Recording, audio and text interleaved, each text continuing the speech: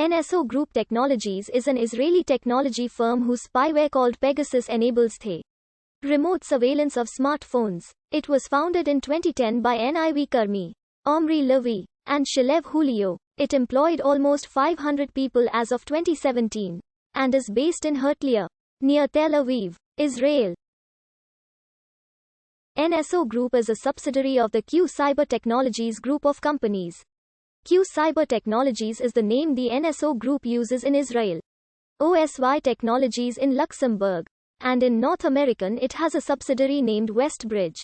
It has operated through other companies around the world. According to several reports, software created by NSO Group was used in targeted attacks against human rights activists and journalists in various countries, was used in state espionage against Pakistan, and played a role in the murder of Saudi dissident Jamal Khashoggi by agents of the Saudi government. In October 2019, instant messaging company WhatsApp and its parent company Facebook sued NSO and Q Cyber Technologies under the U.S. Computer Fraud and Abuse Act. NSO claims that it provides authorized governments with technology that helps them combat terror and crime. The Pegasus spyware is classified as a weapon by Israel, and any export of the technology must be approved by the government. Annual revenues were around $40 million United States dollars in 2013 and $150 million in 2015. In June 2017, the company was put up for sale for $1 billion by Francisco Partners.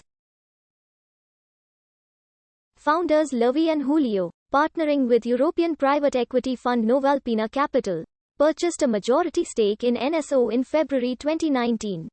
NSO's founders are ex-members of Unit 8200, the Israeli intelligence corps unit responsible for collecting signals intelligence. The company's startup funding came from a group of investors headed by Eddie Shalev, a partner in venture capital fund Genesis Partners. The group invested a total of $1.8 million for a 30% stake. In 2012, the government of Mexico announced the signing of a $20 million contract with NSO. It was later revealed by a New York Times investigation that NSO's product was used to target journalists and human rights activists in the country.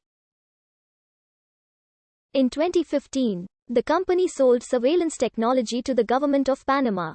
The contract became the subject of a Panamanian anti-corruption investigation following its disclosure in a leak of confidential information from Italian firm Hacking Team. In 2014, the American private equity firm Francisco Partners bought the company for $130 million. In 2015, Francisco was seeking to sell the company for up to $1 billion. The company was officially put up for sale for more than $1 billion in June 2017. Roughly 10 times what Francisco originally paid in 2014. At that time, NSO had almost 500 employees, up from around 50 in 2014. On August 1, 2018, the human rights group Amnesty International accused NSO Group of helping Saudi Arabia spy on a member of the organization's staff. Citizen Lab researchers reported in October 2018 that they were being targeted by undercover operatives connected to NSO. In response to an AP report, NSO denied any involvement. In early February 2019, one of the operatives targeting Citizen Lab researchers was identified as Aharon Almog Asolain, a former Israeli security official living in the Tel Aviv suburb of Ramat Hasharon.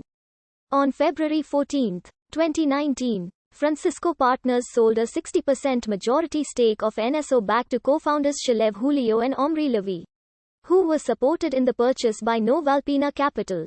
Julio and Levi invested $100 million, with Novalpina acquiring the remaining portion of the majority stake, thus valuing the company at approximately $1 billion. The day after the acquisition, Novalpina attempted to address the concerns raised by Citizen Lab with a letter stating their belief that NSO operates with sufficient integrity and caution.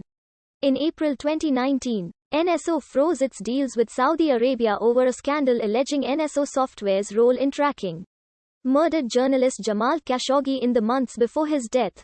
In May 2019, messaging service WhatsApp alleged that a spyware injection exploit targeting its calling feature was developed by NSO.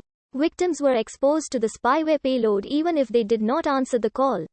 WhatsApp told the Financial Times that the attack has all the hallmarks of a private company known to work with governments to deliver spyware that reportedly takes over the functions of mobile phone operating systems. NSO denied involvement in selecting or targeting victims, but did not explicitly deny creating the exploit. In response to the alleged cyber attack, WhatsApp sued NSO under the CFAA and other U.S. laws in a San Francisco court on October 29. WhatsApp stated that the exploit targeted 1,400 users in 20 countries, including at least 100 human rights defenders, journalists and other members of civil society. NSO employees had complained to WhatsApp about improved security, according to the court filings by WhatsApp and its parent company.